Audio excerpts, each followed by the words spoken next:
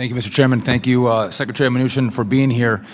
I just would like to note that it was not Rex Tillerson who set the reset button with Russia. That was actually Hillary Clinton with this stupid little button that she pushed. It was Romney who said that Russia was our greatest threat, but it was Barack Obama who said the 1980s want their foreign policy back. Mr. Chairman. And it was Bill Clinton who received $500,000 for a speech. The gentleman will suspend. For what purpose does the gentlelady from Wisconsin seek recognition? I was just reminding my good friend and colleague from Wisconsin about he was not here when you recited the rules about. Does the gentlelady have a parliamentary inquiry? Yes, sir. I do. Would you state your inquiry? My inquiry is whether or not this particular discourse violates the rules that you articulated earlier when Mr. Duffy was unavailable. The gentleman's questioning has violated no House rule or committee rule. The time belongs to the gentleman from Wisconsin. He may proceed. Thank you, Mr. Chairman. I would also note that it wasn't Melania Trump who received $500,000 for a speech to an investment company that was tied to the Kremlin. As you've noted, we have a lot of folks on the other side of the aisle who are part of the Impeach Trump movement. They were trying to impeach Trump before he was even sworn into office. So as my friends, I know this is a little off topic, but as my friends are talking about Russia across the aisle, do you have any idea what's being talked about in Wisconsin today?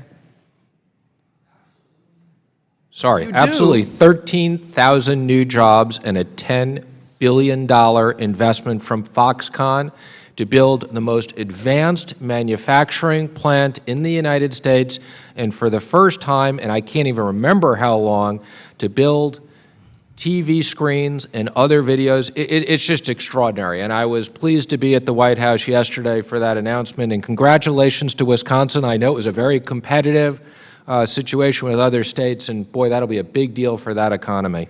And we were happy it's not going to California, I'm sorry to say, but that's right, but we're talking about jobs. We're talking about economic growth. We're talking about industries that my friends across the aisle, they had written off. They had said these jobs will never come back. They're gone forever. And under your boss and my governor, to your point, $10 billion investment in 3,000 to 13,000 jobs in the great state of Wisconsin. That's what people care about. That doesn't include the construction jobs, I might add, and the creation of, I think, what you're calling now Wisconn Valley. Wisconn Valley. That's right. That's what we're talking about. And maybe that's why my friends across the aisle have lost 1,000 seats across government, because they don't understand that people care about jobs and the economy and border security and a strong military. And the heart of all of that is our financial service sector, which is what we're talking about today. But I'm going to go off topic again and ask you about our tax code, because I think if we're going to have more Foxconns, we're going to need a revamp of our tax code. We've heard some rumor that some in the administration have said the top rates might not be going down, they might be going up. Do you want to give us some clarification on your view of taxes and where they should go to make America competitive again? So we've been working very closely with the leadership of the House and the Senate to create a unified plan.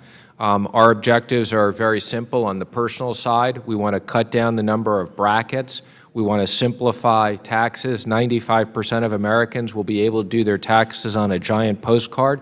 That will make my job overseeing the IRS much simpler. And on the business side, as you pointed out, we want to transition from a worldwide system where we allow companies to defer and not pay taxes and leave $1 trillion offshore to a territorial system that's competitive with a competitive rate that will bring back trillions of jobs, trillions of dollars, and huge amounts of jobs and capital to this country. And I would just note that I don't think this is a partisan issue, making or allowing companies to stay and compete in America, but also bringing other companies like Foxconn to the United States of America for American jobs. Not Republican, not Democrat. These are American issues making us competitive again, and I would hope that both sides could come together and work on tax reform so we don't have to craft bills that have to get through budget reconciliation, which I don't think works very well.